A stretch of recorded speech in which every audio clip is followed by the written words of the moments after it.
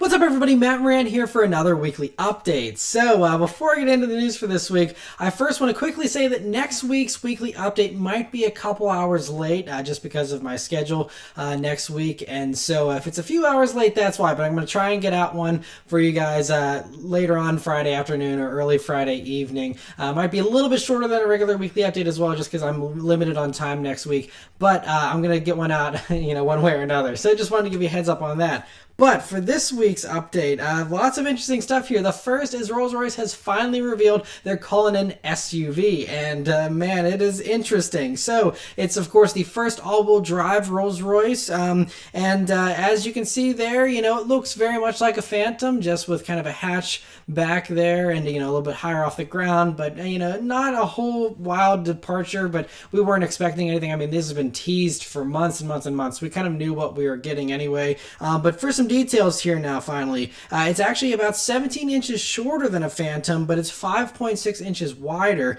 and it's 7.2 inches taller as well. And the Phantom was already a really tall car for a regular sedan, so this should be pretty high. It's about 200 pounds heavier than the Phantom as well, weighing in at 5,864 pounds. And that weight will make sense to you whenever I get into all the details here in a little bit.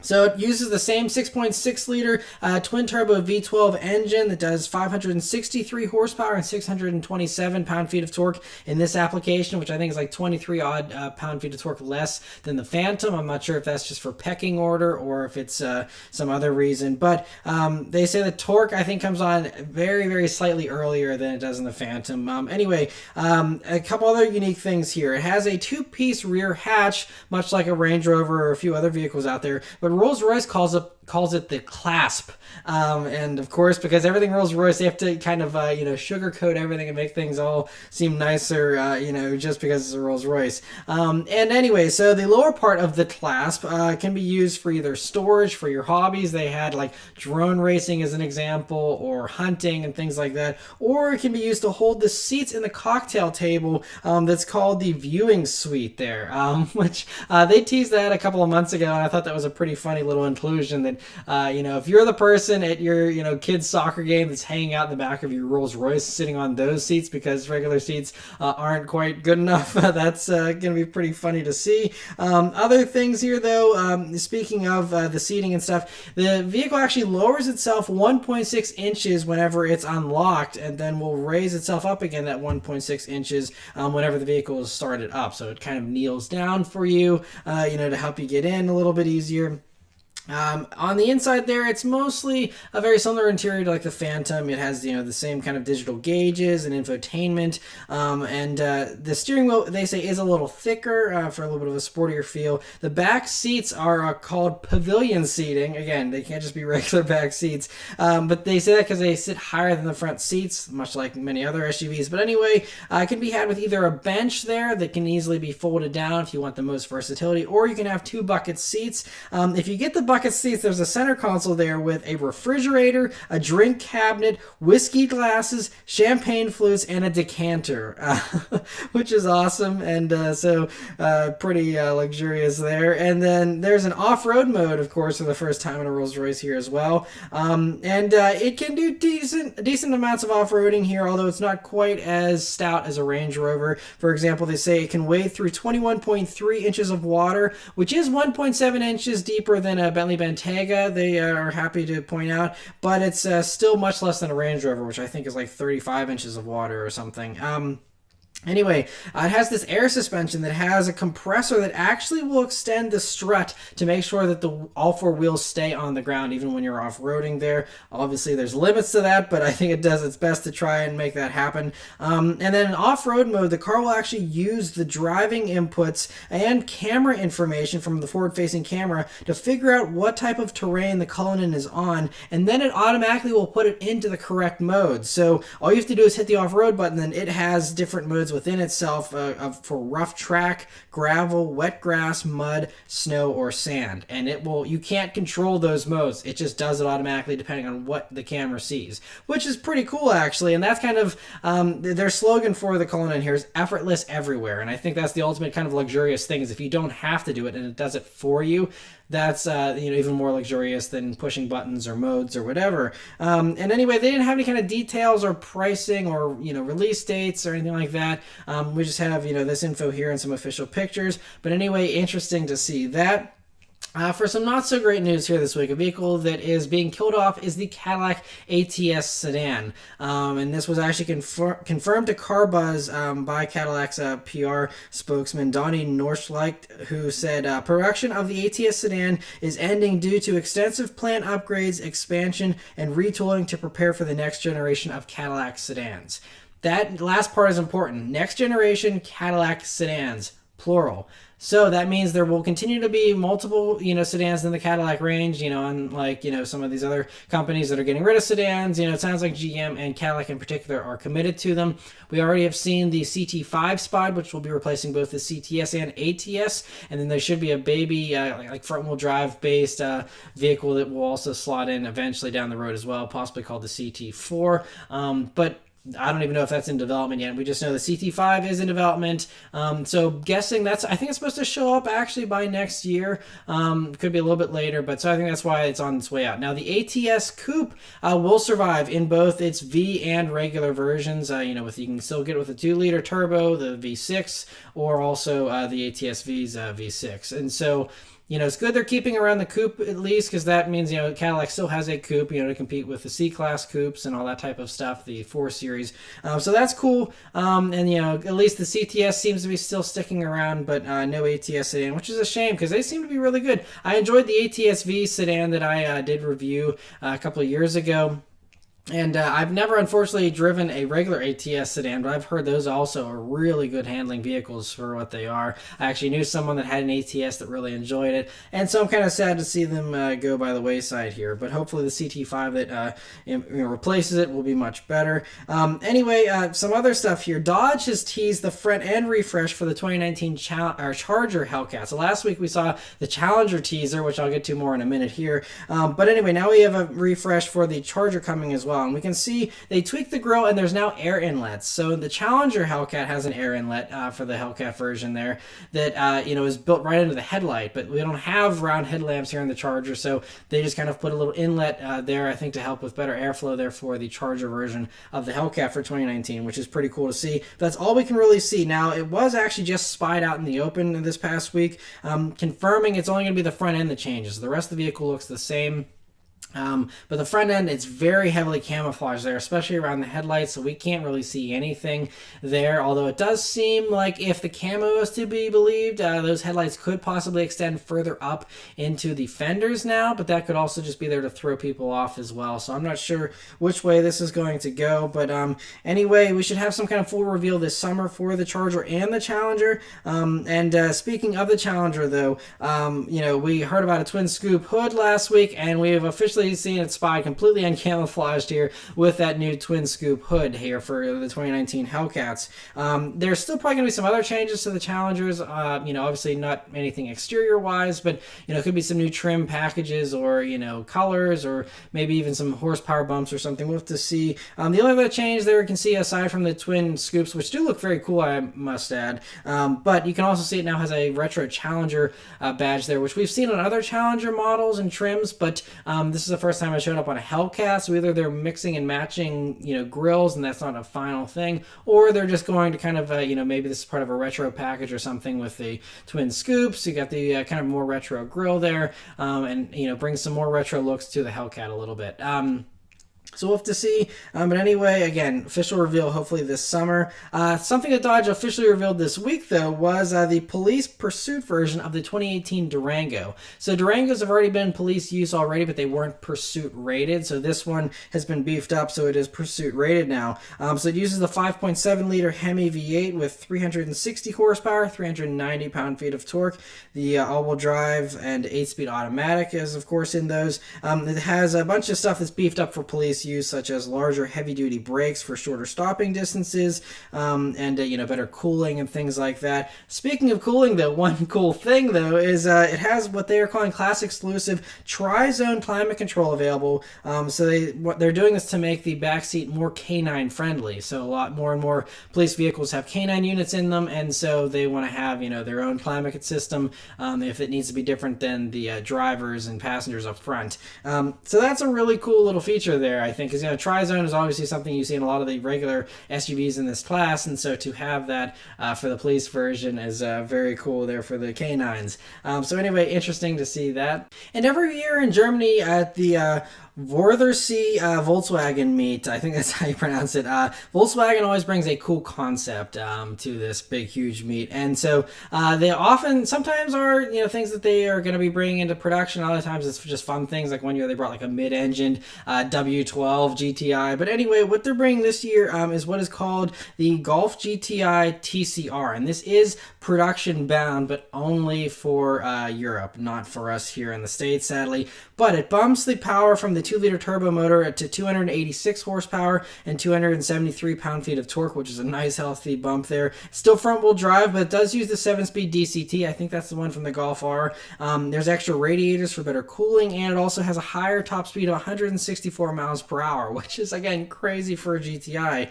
Obviously, you can see out in the front and the back here, you have unique front bumpers, splitter, side skirts, and rear diffuser. The graphics that are on the side, too, will be available as well on the production version. On the inside, you can see some really cool, unique interior accents there with the unique seating and steering wheel there with a little notch at the top. Anyway, this is going to be available by the end of the year, but again, not for America. So those of you in Germany and I think the rest of Europe, you can get those, and that'll be pretty sweet.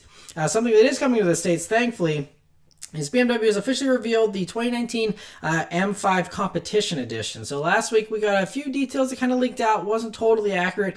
We have more this week. So this is all official from BMW. 17 more horsepower than a regular M5, stiffer engine mounts, stiffer rear sway bar, and stiffer front springs, along with a slightly lower ride height and some more front camber on those front wheels as well. It also gets a bunch of black accents for the competition package here with a grille, badges, and other trim door handles, things like that. There's lightweight 20-inch wheels now on the competition version. Carbon ceramic brakes are optional, and there's a driver assistance package I think that's optional still. But anyway, for the starting price for the competition version, it's going to be starting at $110,995, so $111,000, which is about $7,500 more expensive than a regular M5.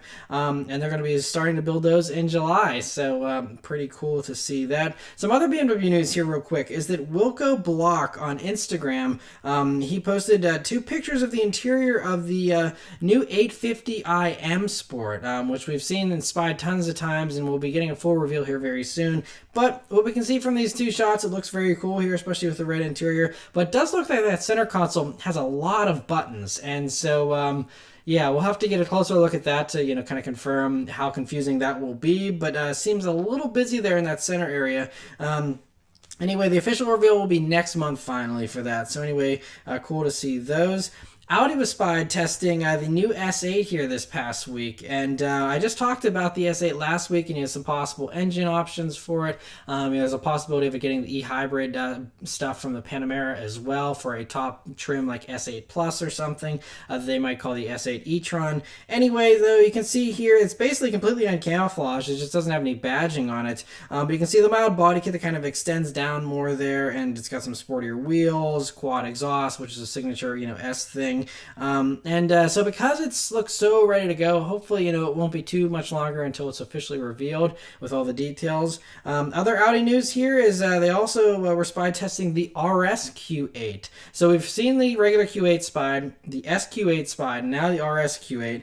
The reason why we know this is the RS version is because it has these huge carbon ceramic brakes, and it also has a more aggressive stance, the more aggressive front fascia. But the spy photographer actually said the biggest differentiator was that it sounded a lot more aggressive than any other Q8 prototypes that have been out running around so far. So that's why they think for sure this is the RS version. And we know that RS is committed to doing RS versions of crossovers, and that's something they've officially said they plan on doing. So this is no surprise anyway. Autoblog says the rumor is that this is probably going to use the same 4-liter twin-turbo V8 as the Lamborghini Urus. So I guess, 650 horsepower or so, maybe a little less than the Urus, just so that, can stay the top dog. Anyway, the reveal could happen before the end of this year. I think the regular Q8 we should be seeing relatively soon, and hopefully the S and the RS versions will come this fall or winter. Anyway, cool to see that. For some actual official Audi news, though, Audi has announced that they're going to be revealing the production version of their all-electric E-Tron, which is, the similar to the Q8, just, an all-electric version here. They're going to be revealing that on August 30th in Brussels, Belgium. They plan to build 4,700 of them a year, at least to start there, and they're going to be starting at 80,000 euros, which translates to $95,000 US, but oftentimes it's not a straight exchange rate for pricing, and it's a lot less expensive here in the States. So I'm guessing under 90 at least. We'll have to see. Anyway, it's about the same length as a Jaguar I-Pace, but it's a little more powerful, I think, than the I-Pace. So I think that might, give a little bit justification for a little bit of a higher price over the Jags. Like, I think mid-70s they start at. Anyway, this Audi has one electric motor in the front and two in the back for electric quattro all-wheel drive. It has a 95 kilowatt-hour battery that gives it 248 miles of range on the European test cycle, and so it's oftentimes less, on the U.S. one. So maybe a little over 200 miles of range. 429 horsepower, 496 on a limited duration overboost mode, even though it's electric, but some type of electric boost that you get here for a brief amount of time. And it'll do 0 to 60 in 4.5 seconds, which I'm guessing is on that overboost mode. And anyway, yeah, so interesting to hear all that, and I can't wait to see the official reveal here soon.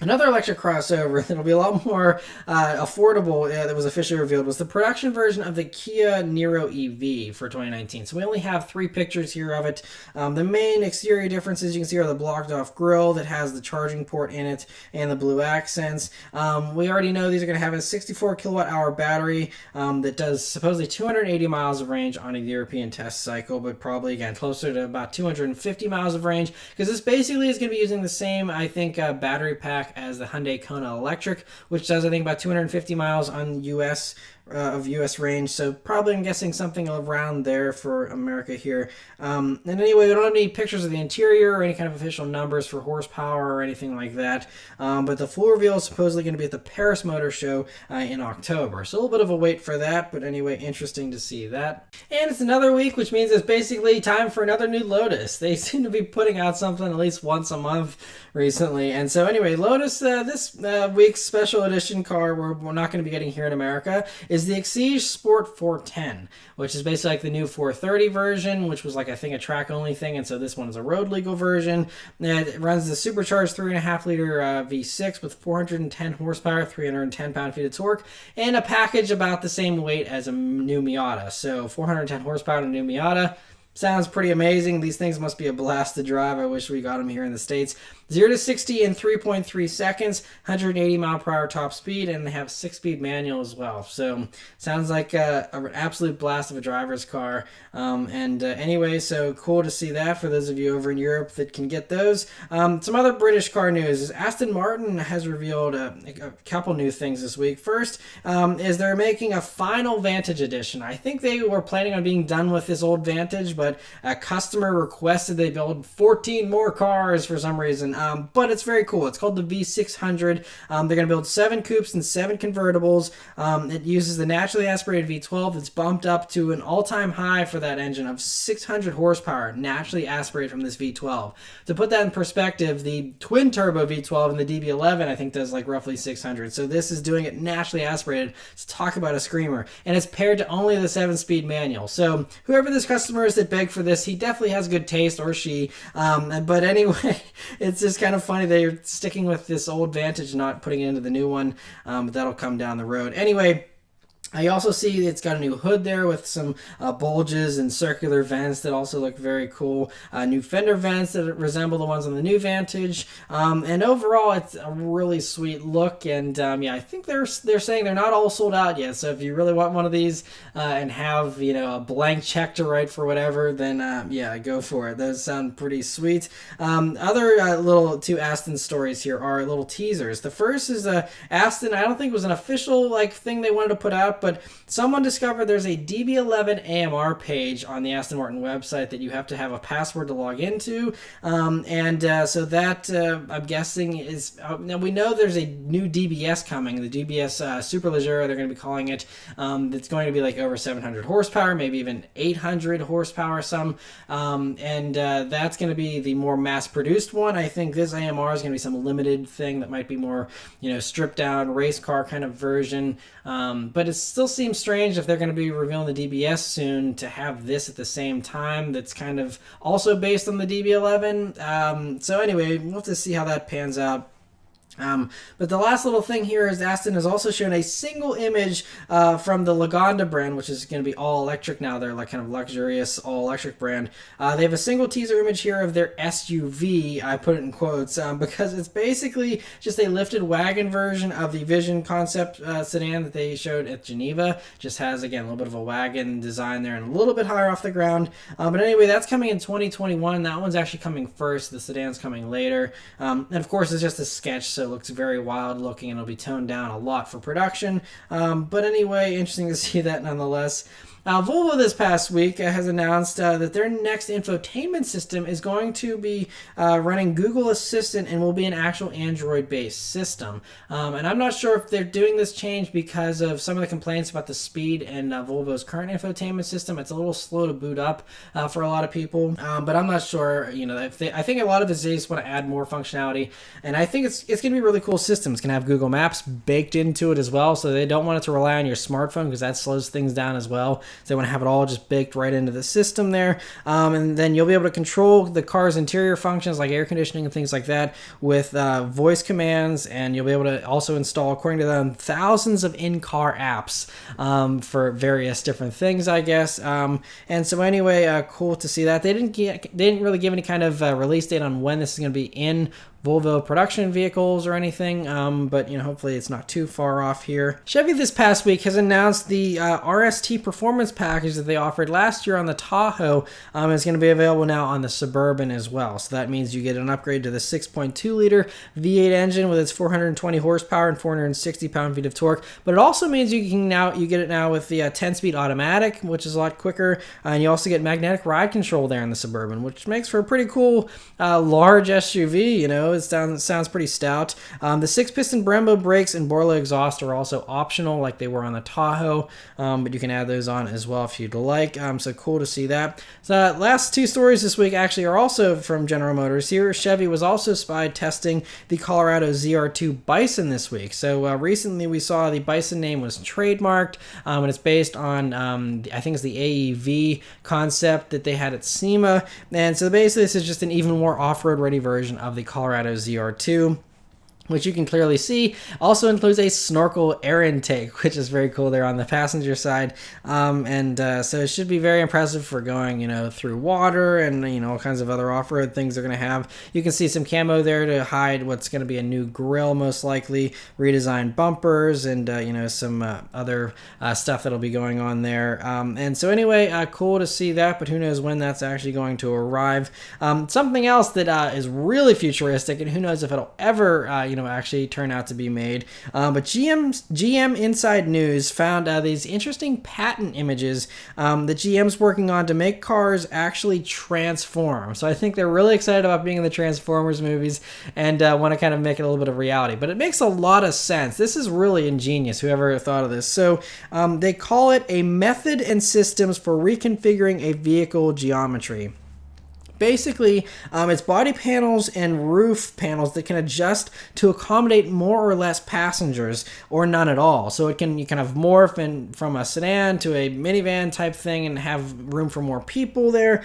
An auto guide uses the example of an autonomous car here, where if a car is empty and it's sent to go pick you up from somewhere, they can actually slim itself down and get rid of the passenger compartment altogether, basically, so that it has much more efficient aerodynamics, so that it conserves fuel or charge or whatever it's running, and then whenever it arrives to pick you up, it kind of morphs back into shape, and you can fit as many people as you need to fit into it, which is a really sweet thing.